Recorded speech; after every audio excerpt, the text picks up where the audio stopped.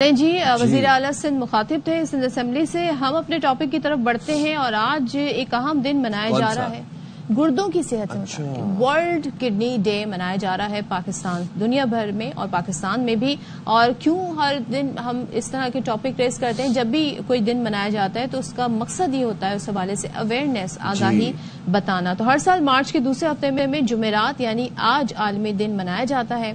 اور اگر ہم گردوں کے امراض سے متعلق بات کریں تو روزانہ 24 گھنٹوں کے دوران 15,000 لیٹر خون ہمارے گردوں سے گزرتا ہے. اور گردے میں موجود جو باریک وینز ہیں وہ اس کی ایک طریقے سے صفائی کرتی ہیں، فلٹر کرتی ہیں، خون صاف کر کے انسانی جسم میں سے دوبارہ شامل کرتی ہیں.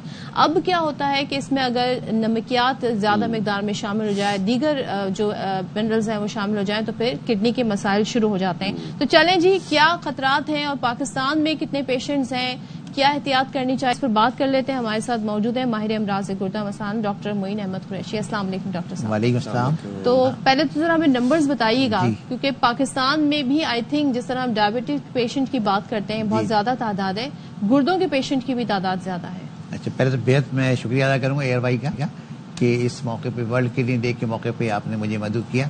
اس سال جو ورلڈ کڈنی ڈے کی تھیم ہے وہ 3 بنیادی باتیں ہیں. کہ پہلا یہ سوال کہ کیا آپ کے گردے ٹھیک ہیں، سیکنڈ چیز یہ کہ اس کی فوری تشخیص کیجیے، اور تیسری بات یہ کہ فوری علاج اور احتیاط کے ذریعے اس کی صحت کی حفاظت کیجیے.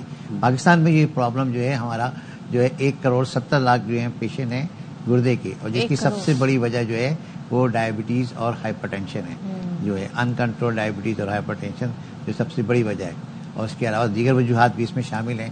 تو اس لیے ایسے تمام مریضوں کو جن کے خاص طور پر ڈائبٹیز ہے اور بلڈ پریشر کی زیادتی ہے تو انہیں فوری طور پہ اپنی دواؤں کو سختی کے ساتھ جو ہے پابندی کے ساتھ لینا چاہیے تاکہ وہ اس کو کنٹرول کریں.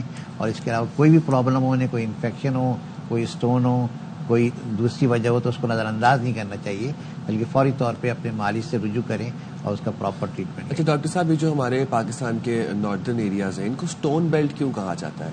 اس لیے کہ ایک تو کچھ تو جیوگرافیکل ویلیوز بھی ہیں وہاں پہ، اور اس کے علاوہ وہاں جو پانی ہوتا ہے اس میں منرلز بہت زیادہ ہیں. ٹھیک ہے، تو ہم یہاں بھی اپنے لوگوں کو مشورہ دیں گے کہ آپ جو بھی پانی استعمال کر رہے ہیں اس کو بوائل کر کے پھر نتھار لیں تاکہ اس میں جو سالٹی ایلیمنٹس ہیں وہ کم سے کم ہو جائیں. تو ان علاقوں کے جو لوگ ہیں ان کے گردوں کے زیادہ مسئلے ہوتے ہیں جہاں وہاں پہ چونکہ پانی میں سالٹ زیادہ ہے اس لیے وہاں پہ اسٹون کے بننے کے چانسز زیادہ ہیں. اور ہم کافی بڑے بڑے اسٹون بھی ہم نے دیکھے ہیں کہ گردے کی نالیوں میں اور مثانے میں بالکل ایک پاؤ کا بھی اسٹون مثانے میں سے نکالا گیا ہے. اچھا، رمضان کا مہینہ ہے، پانی کا انٹیک کم ہوتا ہے، سو یہ کہ ہماری جو کڈنی ہیلتھ ہے اس کو متاثر کرتا ہے، اس کے لیے ہم کر کیا سکتے ہیں؟ دیکھیے ہمارے پاس افطار سے لے کے صحیح تک اچھا خاصا ٹائم ہے پانی پینے کا. تو اس دوران میں ہمیں پانی کی جو ہے زیادہ مقدار لینی چاہیے، کم از کم 8 گلاس ہم افطار سے سحری تک ضرور لیں. تو جتنا ہم پانی پئیں گے اس دوران میں اتنا ہماری فلٹریشن کا عمل بہتر سے بہتر ہوگا، اور ہمارے گردوں سے جو ہے نمکیات بھی صاف ہوتی رہیں گی، جو چھوٹے موٹے ٹائنی ذرات ہوتے ہیں وہ بھی صاف ہوتے رہیں گے، جو ٹاکسس مٹیریل ہیں وہ بھی صاف ہوتے رہیں گے.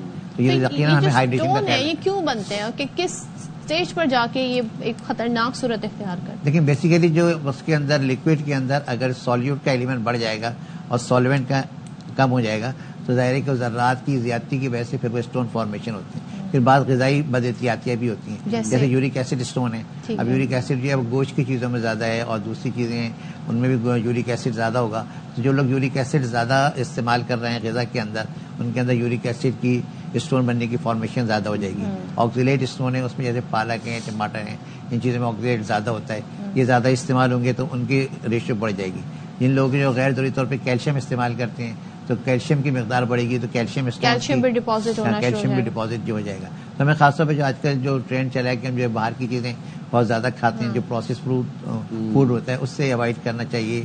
اور اس کے علاوہ جو چکنائی والی چیزیں اس کو اوائڈ کرنا چاہیے، جو زیادہ میٹھی چیزیں اس کو اوائڈ کرنا چاہیے.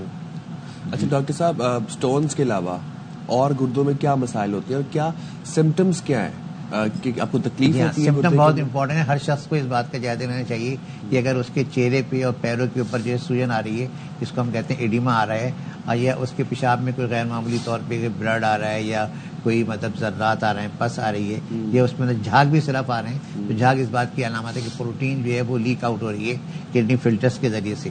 تو ایسے موقع پہ فوری طور پہ ڈاکٹر سے رجوع کریں. تو پھر ایسی ادویات دی جاتی ہیں کہ جو پروٹین ضائع ہو رہی ہے پیشاب میں اس کے ضائع ہونے کا عمل جو کنٹرول میں آ جائے.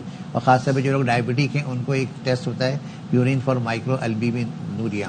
یعنی یورین کے اندر مائکرو البومن کو چیک کرتے ہیں. یہ بالکل انیشیل اسٹیجز میں ٹریس ہو جاتی ہے, تو اس سے پھر ان کو فوری طور پہ ادویات اچھا, لیکن ریگولرلی کون سے ٹیسٹ ڈاکٹر ریکمینڈ کرتے ہیں اور کون سے کرانی چاہیے؟ ایک جنرل اسکریننگ کے لیے 3 ٹیسٹ بہت ضروری ہیں کہ یوریا کریٹینین بلڈ کا ٹیسٹ, یورین ڈی آر, اور تیسرے الٹرا ساؤنڈ کڈنی. یہ ایک بیسک ٹیسٹ ہے جس سے ایک جو ہے خاص طور پہ جو ڈائبٹک پیشنٹ ہے وہ 3 مہینے میں ایک دفعہ ضرور کرائیں تاکہ ان کی ایویلویشن ہوتی رہے اور ایسا نہ ہو کہ آہستہ آہستہ گردے جو ہیں وہ ڈیمیج کی طرف جا رہے ہوں.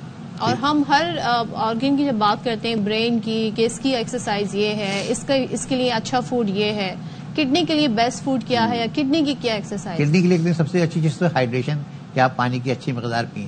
اس کے علاوہ فوڈ میں ایک زیادہ تر آپ سبزیاں اور جو فریش فروٹس وغیرہ وہ استعمال کریں. جو بازار کی جو پروسیس چیزیں ان کو اوائڈ کریں.